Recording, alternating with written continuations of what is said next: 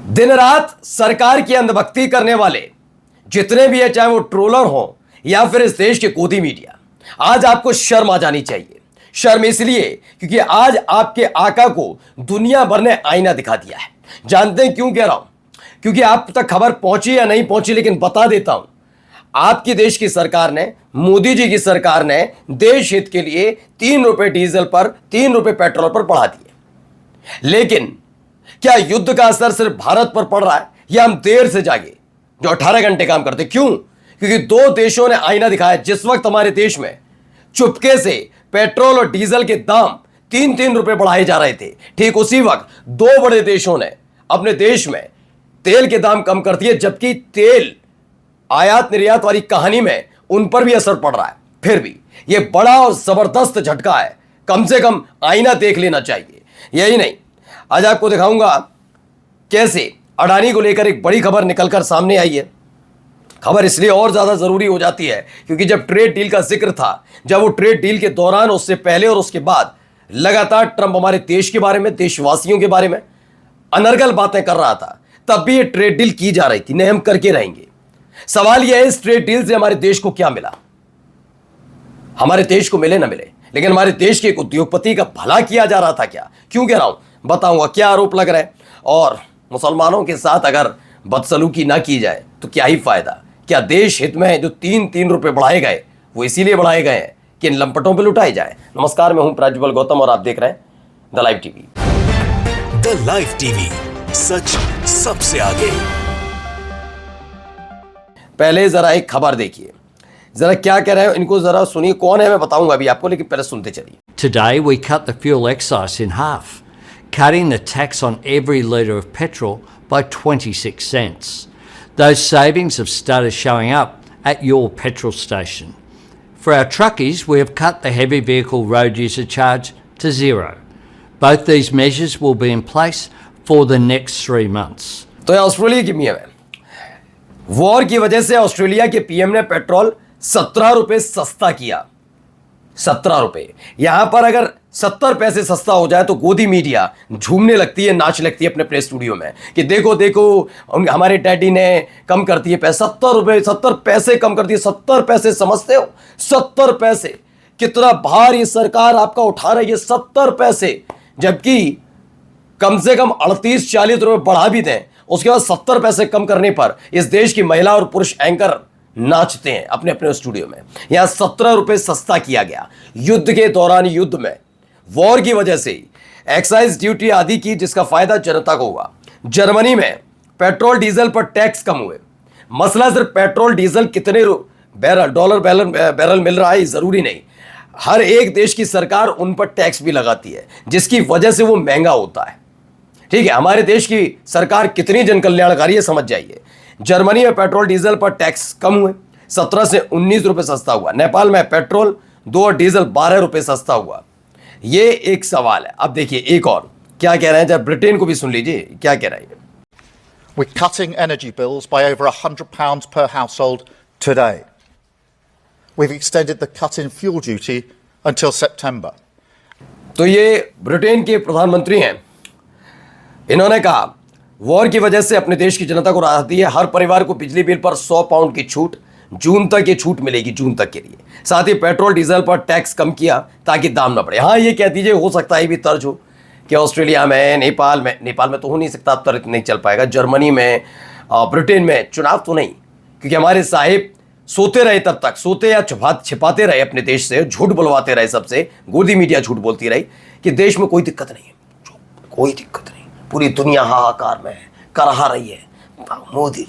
मोदी जी की वजह से देखिए ईरान वाले मामले पर भी हमें कोई डर नहीं। 10 तारीख को आए, आर्थिक संकट है भाई, आर्थिक संकट है ना, क्योंकि चुनाव निपटे, चुनाव से उन्हें दिक्कत पड़ती है, बस चुनाव से कुछ ना हो। देखिए हमारे यहाँ क्या हुआ, बहुत शानदार खबर है। मोदी सरकार ने पेट्रोल और डीजल पर 3-3 रुपए बढ़ा दिए हैं। बढ़ी हुई कीमतों का लाभ आप नजदीकी पेट्रोल पंप से उठा सकते हैं। पेट्रोल बढ़ाएं, देश हित में योगदान करें। कितना पैसा बढ़ गया भाई, अब ये सोच रहे हैं कहां से कहां पहुंच गई कहानी।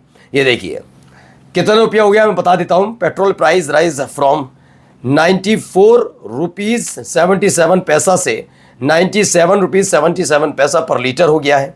while diesel price increase from 87 rupees 67 पैसा से, यानी 87 रुपये 68 पैसे से, 67 पैसे से, माफ़ी चाहूँगा, 90 रुपये 67 पैसे पर लीटर हो गया है। 3 रुपये दोनों ही चीज़ों पर बढ़ा दिए गए। दूसरे देश भी जो युद्ध से कलहा रहे हैं, युद्ध की वजह से परेशान हैं, वो अपने देश की जनता को परेशान कर रहे हैं। हाँ, परेशान कर रहे हैं। देश हित में तो हमारे मोदी जी काम करते हैं ना, बाकी लोग परेशान कर रहे हैं। भाई इतना कमाएंगे वो, और वो कमाने के बाद बचाने का साधन दे रहे हैं। आपको पता है अगर ऐसे वो दाम कम करेंगे तो उन पर बचत होगी तो वो पैसा जमा करके रखेंगे तो चोरी का डर रहेगा नहीं रहेगा? बताइए, कभी आप कहीं चले गए, चोरी हो गए तो ये सारा पैसा देश से आता है तो देश में जाना चाहिए ना। मोदी जी ये सोचते हैं कि तुम कितना कमा रहे हो ये ज़रूरी नहीं, लेकिन हाँ खर्चे पहले तैयार रखो। 3 रुपये और बढ़ गए पेट्रोल डीजल का दाम, बधाई हो। ज़रा सुनिए, पुराना बयाने लेके सुनना चाहिए। हमारी योजना ऐसे नहीं होती। आपको लगता होगा कि लास्ट मोमेंट ऐसा कर दिया, ऐसा नहीं होता है जी। हम बहुत डिटेल में प्लान करके चीजों को ऑर्गेनाइज करते हैं। अच्छा है। तभी एक दिन पहले कहते हैं कि पेट्रोल डीजल का कोई दाम नहीं बढ़ेगा। एक दिन पहले 14 तारीख की खबर है, 14 मई 2026 की, और दूसरे दिन 15 तारीख को बढ़ा दिए जाते हैं दाम। एकदम नहीं बढ़ते हैं, पूरा डिटेल में होता है। यानी एक दिन पहले हम गुमराह कर सकते हैं। प्रोग्राम हमारा पहले से तय होता है, हम गुमराह करते हैं देश को। यही तो बात हुई। एक दिन पहले आप ये कहें और दूसरे दिन ये करें तो क्या ही कहा जाए। खैर, अब राहुल गांधी ने कहा कंप्रोमाइज। पीएम ने ट्रेड डील नहीं, अडानी की रिहाई का सौदा किया। अडानी की रिहाई का सौदे का जिक्र किया जा रहा है कि अडानी की उसका सौदा किया है। कि इस पर सुरेंद्र राजपूत लिखते हैं अडानी की रिहाई का सौदा हुआ, देश को बताइए मोदी जी। सवाल ये पूछा जा रहा है क्योंकि ट्रेड डील वाला मसला नहीं। देखिए, ट्रेड डील से पहले आपको याद होगा हमारे कितने सारे, मैं कह रहा हूँ अवैध तौर पर रह रहे थे अप्रवासी, वहाँ पर उन्हें किस तरह से लाया गया। कुछ और देशों में वैसे भेजने की कोशिश हुई, लेकिन अकल ठिकाने लगा दी थी ट्रम्प की, ठीक है ना। ऐसे भेजे भी नहीं जाते, ठीक है ना। हाथ पैर बांध कर जंजीर में, ये बदतमीजी वो करता रहा और ये झेलते रहे भाई साहब। वहाँ जाकर भी हंसी टिटोली में क्या है कि जो गलत करेगा तो ऐसा तो होगा ही होगा, ठीक है। ट्रेड डील के लिए इतने परेशान थे, वो हमारे देश को नरक कह रहा है। ट्रेड डील होने के बाद भी बार बार धमकी दे रहा है टैरिफ की, तब भी कुछ नहीं। तो ये सब इसीलिए था क्या? और जरा आइए भैया, ये भी देख लीजिए। तू कहता मैं काम नहीं कर रहा हूँ, है समझ में आ गई ना। और यार रहने के बहाने तो तू यहाँ में काम कर रहा है। सुने, ये कर्म है ना तेरा ही है ना ये, तू मानेगा नहीं ना, माने भैया।